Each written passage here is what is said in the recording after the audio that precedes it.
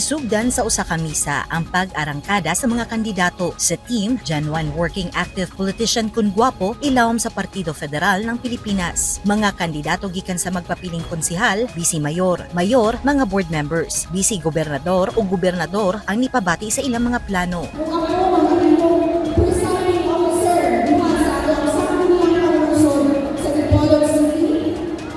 There will be equal application of laws.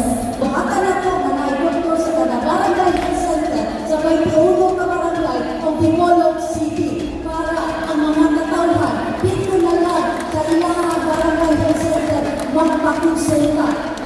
Atong maghimuon ang mga livelihood training sa atong tagsatang na barangay. Tuluan ang atong mga kaigsuunan kung saan ang kaninabuhi. Gihangyo sa mga kandidato ang mga tawo nga nitambong ni atong higayuna nga suportahan ang ilang grupo ug nagpasalamat sab sa gipakitang pagsuporta sukad pa kaniadto. Papasalamat ako, mga kaigsuunan, na siyempre, during that time, atong nakita, nagkaya di ay, gamay na tayo, ang biyak ng buwan during that time.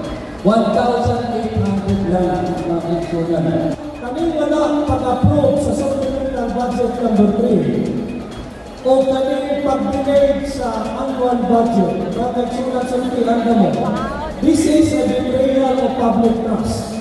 Apan sumala sa gipadala mensahe ni incumbent board member Peter Co sa Team I Love You. Anaa sa halos 7 billion pesos ang giaprobahang budget sa tuig 2023 ug 2024 sa sangguniang panlalawigan. Lakip na niini ang 20% nga development funds para sa mga proyektong pang-infrastruktura. Nahimong bisita sab sa grupo ang magpapili pagkaksenador sa administrasyon nga si Attorney Benhur Abalos ug first representative sa kasambahay party list nga si Attorney Chamberlain Balucan. One-on-one pagkagobernador sa Zamboanga del Norte, sila Mayor Daryl Dexter Uy ug Mayor Seth Frederick Halushos. Kontrapartido sa mga Halushos ang kasamtangang vice gobernador nga si Attorney Julius Napigkit nga giatbangan sa Team Guwapo nga si Wilbert Magallanes. Dina Jestro, Newsline Philippines, Province of Zamboanga del Norte. Stay safe.